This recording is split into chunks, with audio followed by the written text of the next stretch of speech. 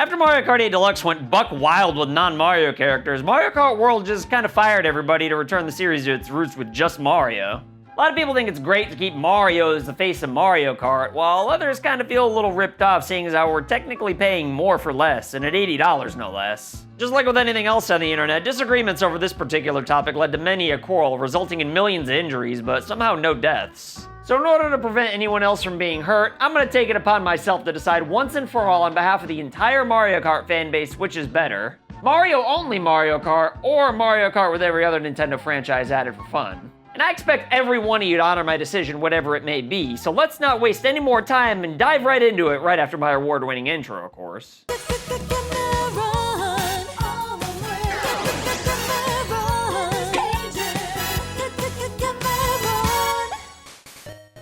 Okay, so first off, the main reason why you should keep outside IPs out of Mario Kart is because it's friggin' Mario Kart, you know?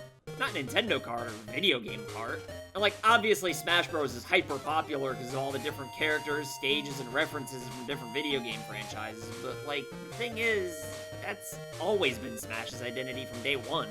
Mario Kart, on the other hand, stuck to just Mario characters up till the Wii U was dying a slow death when outside characters were kind of shoehorned into Mario Kart 8 to sweeten the pot a little bit. Like, I'm sure it wasn't just because the Wii U was dying, but Smash Bros only seemed to be getting more popular with every new franchise added, so I'm sure Nintendo just kind of saw money on the table. Or, you know, at the very least, they just wanted to make sure people would pay extra for the DLC anyway.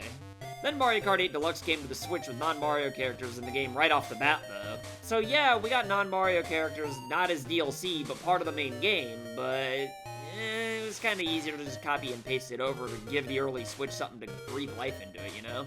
But given that Mario Kart 8 was the Mario Kart game for like 11 years, fans just kind of got used to Mario Kart having outside franchises in the mix, so I don't think it's crazy that a lot of us were kind of disappointed when World took a step back. Because, I mean, yeah, it is Mario Kart, so Mario should always be the priority, but, I mean, I don't know, how many Bowser's Castles or Mushroom Kingdom courses could we really do, you know?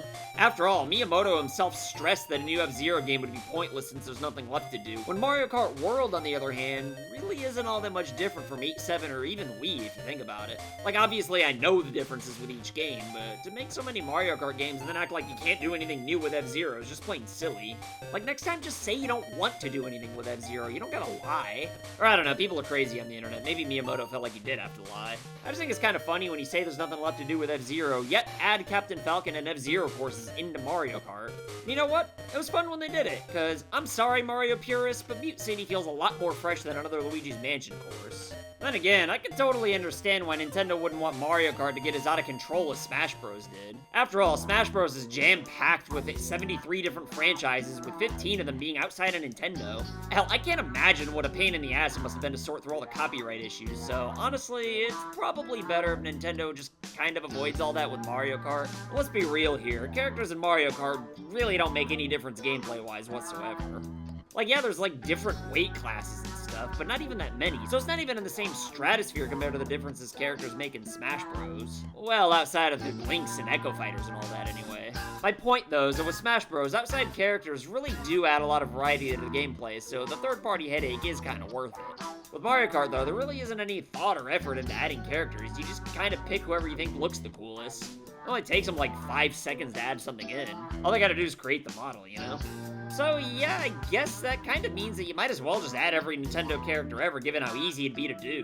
Like, if you just stick to Nintendo characters and ignore all the third-party IPs, then there wouldn't be any rights issues, so it would just be more options for people to choose characters to race with, which is a win-win if you ask me.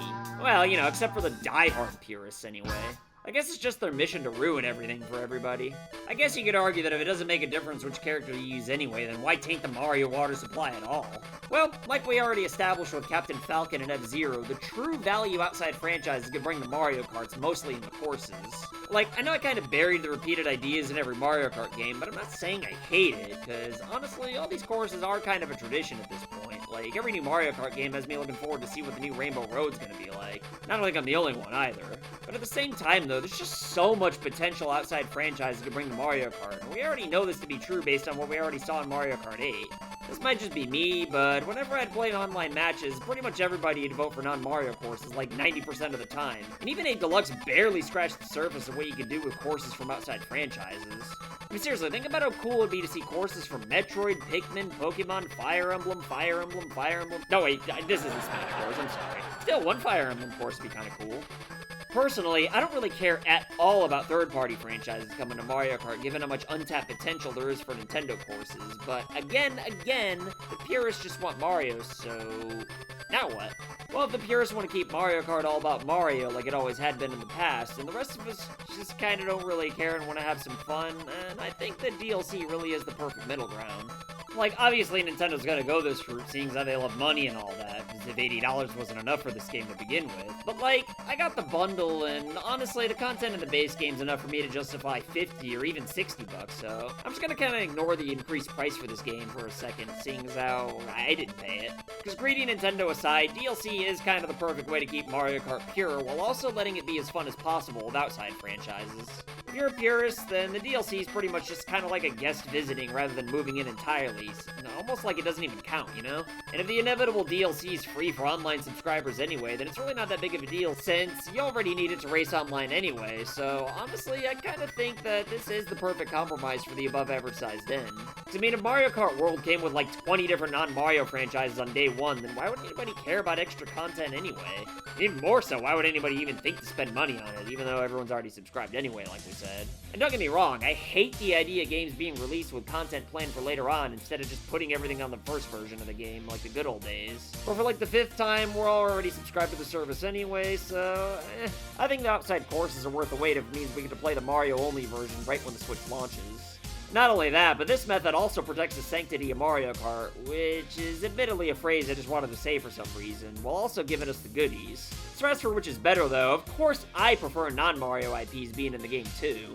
Almost entirely for the courses, but I don't know, it would be kind of fun to race with like Metapod or something.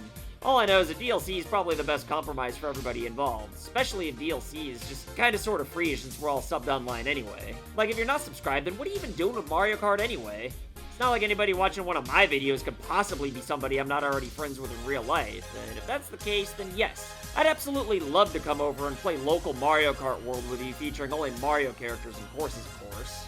But what about you, though? Are you a Mario Kart purist, or do you prefer chaos? Either way, let me know what you think in the comments, and as always, if you got a kick out of my incoherent rambling and disturbing imagery, though, then you should check out the video I made ranking all the Smash characters from good to evil, but you'll excuse me, though, I gotta go hang out with my buddy Todd.